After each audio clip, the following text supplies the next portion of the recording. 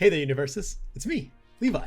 And if you clicked on this video, it's probably because you want to know about this guy. Let's talk pre-releases. So what the heck is a pre-release? Well, every time that we drop one of our newest products, we have pre-releases. Straight up, these are events that local game stores get to hold a week before the set comes out, in which you're able to purchase a little bit of the product a little bit earlier than most everyone does. You get to buy one of these pre-release kits, and this essentially enters you into a tournament where you play sealed or booster draft. Now, when you enter into one of these and play sealed, you play the game quite differently, but a lot more easily than you actually do when you normally play it. Sealed is a very, very beginner friendly format, and that's the primary reason that we hold a lot of our pre-release events this way.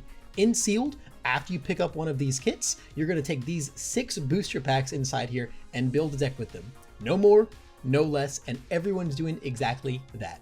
Everyone's going to be playing from the exact same card pool and working with what they have given to them. So it's a really solid deck building challenge all around, but still one that isn't overly daunting as well. And that's kind of the reason why we choose to enact most of our events this way. It's a very, very, very easy, like, hey, come take a demo with us. Now come into our pre-release, and then you can really, really kind of dip your toes into the water of both the gameplay and the deck building of Universes. With one of our most exciting sets ever, Jetburn, coming out, I thought it was a great time for me to come sit down and talk a little bit more about this format with you guys and how to play one of these events, because odds are if you click this, you're probably new here and you're probably looking to not only learn a little bit more about what a pre-release is, but also how to go through one. And that's exactly what we're going to be doing right here.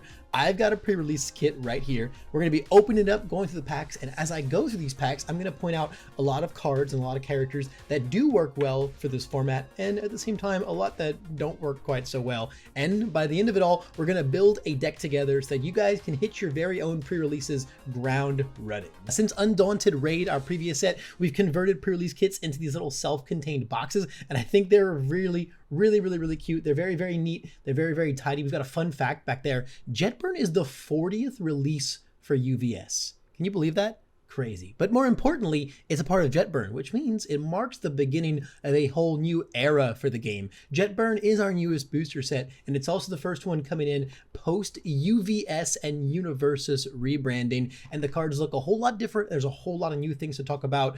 All in all, though, that means it's a flagship product. And if you want to learn more about that, we've actually got a video of me opening up a box of Jetburn and really going into detail on all of those new changes and big differences, highlighting what's so fantastic about them. We'll have the link to that in the description below. Another thing you'll notice, though, before we open this up, is not only does this contain those 6 Jetburn booster packs, it also contains a random alt art or extra rare character card, which means we have a chance at getting either an extra rare shiny version of one of the characters inside Jetburn, or if we're really lucky, we're going to pull a sick alternate art character that could be from any set inside of our game right now. And of course, if you want to take place in your own pre-release event beginning on November 10th, stores are going to be running them for a full week until the set drops on the 17th. So you've got 7 days of potential pre-releases to hit up. And if you don't know where you can find one, we've got a really awesome website called the UGN, the Universes Gaming Network, which has a store locator on there, which can help you find stores that are running events near you. So there's really no reason to miss out on these. We've got our,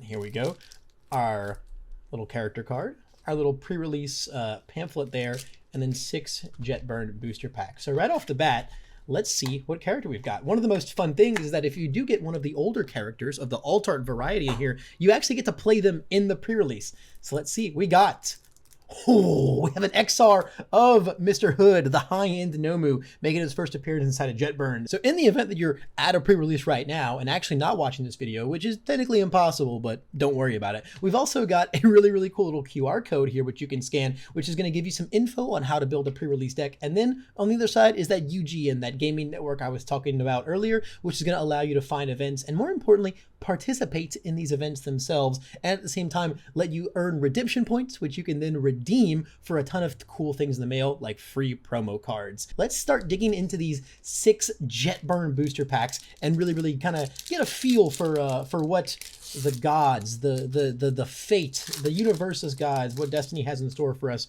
when it comes to what we're going to play. Right off the bat, we got Flash Fire Fist Hell Spider. This is a very, very generic attack. Probably the best common that you can get, quite honestly, to play inside of these events. Something that you'll really want to take note of is when you're looking for cards to put inside your pre-release deck, you don't want cards that are very reliant on other card types. You want nice generic cards that are going to work with all kinds of other cards. Hell Spider is a really, really good example of those. Also, you're going to want to take a note of your rarities a lot, because you're not going to probably be packing very many ultra rares or secret rares or even single rares when it comes to building your pre-release deck. So you're really eyeing to find the best commons and uncommons as you go through your packs. Next up, we got Dragon Crash. Ryukyu is a character of all cards with no abilities because she interacts very well with cards with no abilities. Now, if you don't pull cards with no abilities, she's not a great character to run. But given that her attacks are all very well statted to make up for not having abilities, that also makes them really good pre-release picks. Gently Rebound is a throw, which means that it's always going to deal damage. Also, very, very good thing to keep an eye out, getting that chip damage in for your pre-release decks. Hatsume's Design is a very generic card. Commit for -2 speed. That's a fantastic ability that anyone can use. Gaining health when you have an asset, a little less likely we'll have one of those, but again, that top half still makes this worth running. Hula Hoop is part of a whole group of attacks that were actually designed specifically for use in pre-release and draft formats. These are all attacks that have wildly good stats or abilities, but at the same time also possess drawbacks. This one has to be your second attack or it's going to lose a ton of its stats. So you have to play a little bit carefully around it, but it rewards you with some really, really, really powerful numbers, which is, again, highly valuable in a pre-release deck building sealed environment. Dobby 3 is all about looking at the top card of his deck. This one wants you to know what the top card of your deck is. If you're not Dobby, you're probably not going to know what that is, at least guaranteed. And then after that, it also has a villain enhance. Now, some abilities in general can only be used by characters that possess specific traits, such as villain, pro hero, student. Those cards can and cannot be good picks for your sealed or draft deck.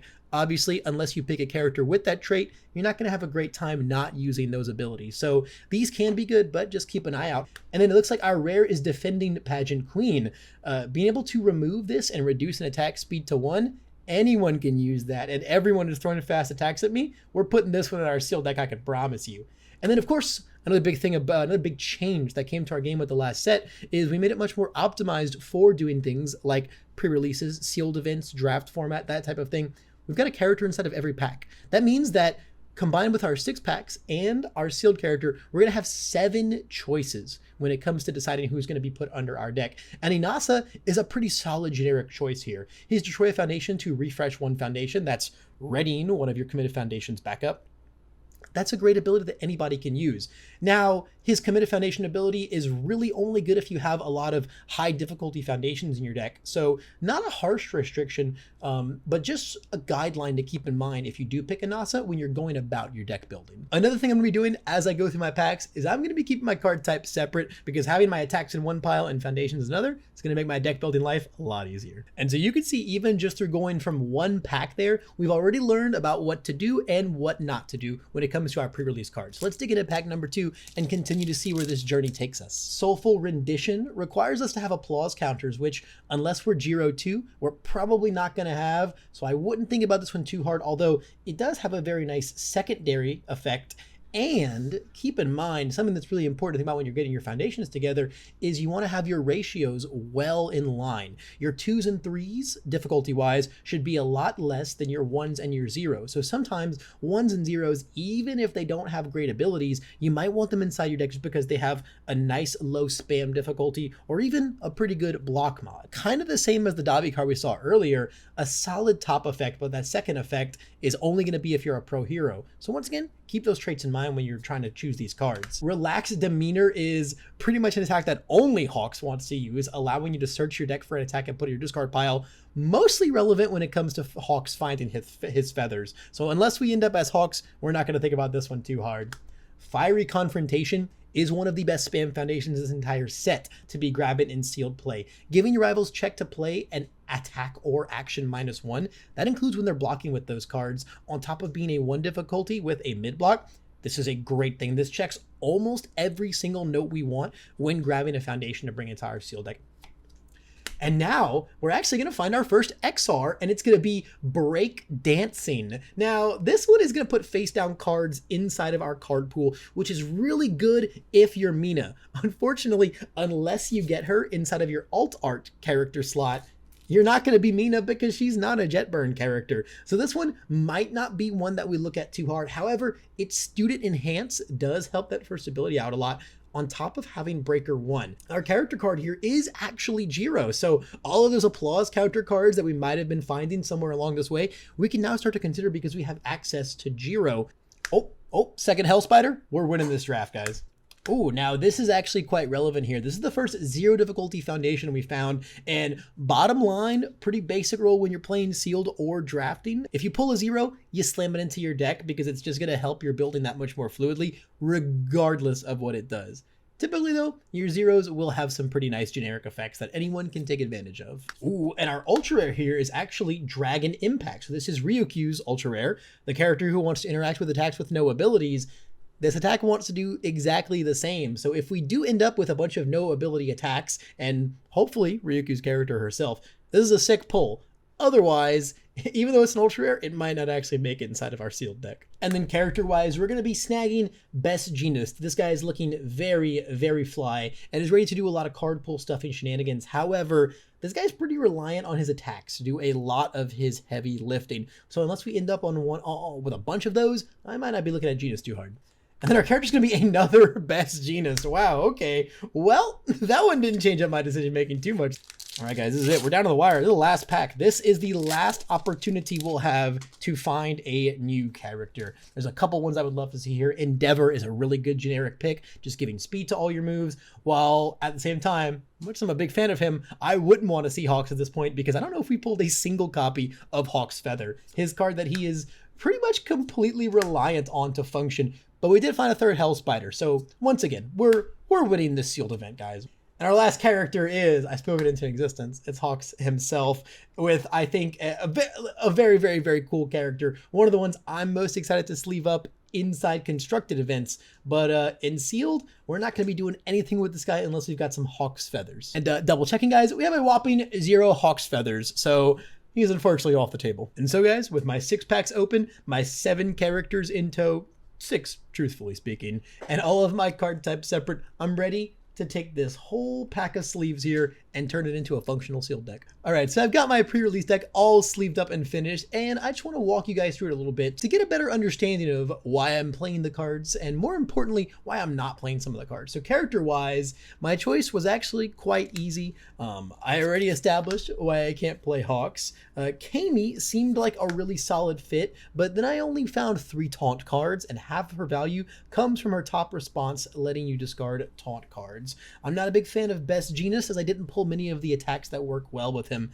I didn't pull a lot of the applause counter support for Jiro, and then I didn't pull a lot of high difficulty foundations for Inasa. So ultimately, I did end up resettling on Hood, just being a very, very generic 5 hand size character with a big 33 health, a great response that happens whenever I take damage. So I thought that the Hood was my best choice to go with. And so with Hood at the helm, I had to pick some really cool attacks to go with him. But before I get into that, guys, I want to talk a little bit about deck building as a whole when it comes to sealed events, to a pre-release environment, because it works quite differently than deck building inside the normal game. Normally, in our game, you have to have a minimum of 50 cards, and all of your cards have to share one symbol with each other, meaning you're going to pick one of the symbol icons down here, and every single card in your deck is going to have to share that symbol. Sealed is a whole different world. In Sealed, the deck building rules are, there are none.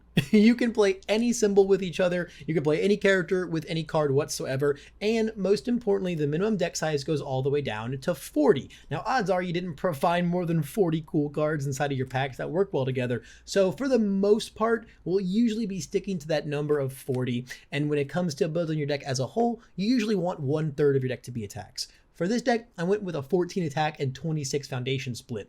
A little high based on that ratio I just gave you, but my guy is a 5 hand size character that really needs to draw his attacks, so I'm gonna have a bit of a higher attack count.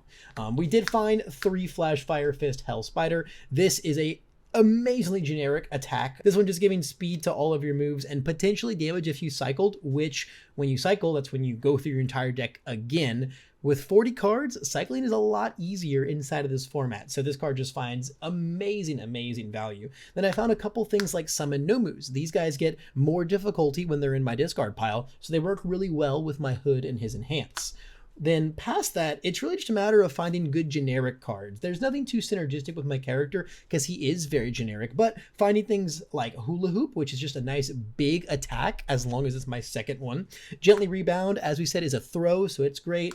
The Dragon Crash is just a very well statted vanilla attack. Gently Trampoline does have a Gentle Criminal only enhance. However, the other enhances, if it's blocked, I get to draw a card, and it's got a +1 low block. That's a pretty premium commodity, so I'm okay only playing with half of this card basically. And sometimes that's kind of how it goes. I do have a villain enhance that I can use because I'm Hood and I'm a villain. Slice and Burn does have combo with a high block, but if you'll notice, I have 1, 2, 3, 4, 5, 6 attacks in my lineup, so almost exactly half are high blocks. So that's not a hard effect to get off. Now get into our foundations. There's a lot of ones that are really nice for draft. First of all, Defying Fate and Hatsume's designs here both have abilities that just say commit for -2 speed. That's very, very solid. Anyone can use that. So I love having these inside of my deck.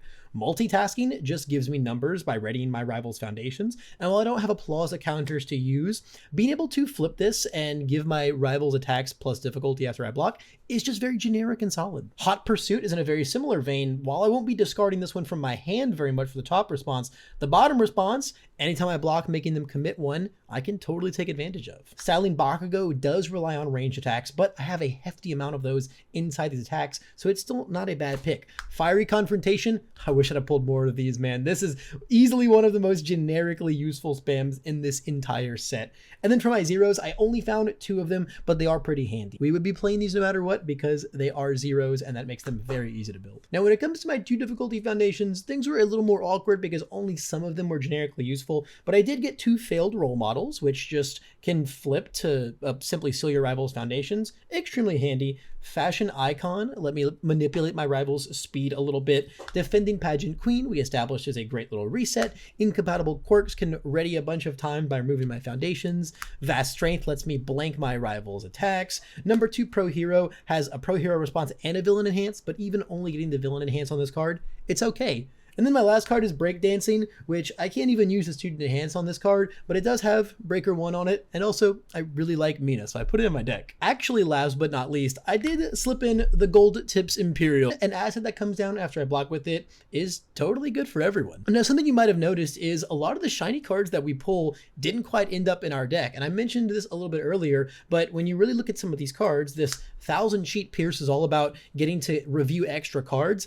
I'm not playing a Team Lurkers character that wants that to happen. This is not worth it for me. Same thing for Dragon Impact. I only have 1 attack in my deck that doesn't have any abilities. So this one, not particularly useful to me. Then we get to things like Stylish Strike, a Pro Hero enhance. I don't want that in my deck. Number 23 Pro Hero wants my character to have counters. Hood does not get counters. Problem Solving wants to be discarded. Hood does not discard cards from his hand.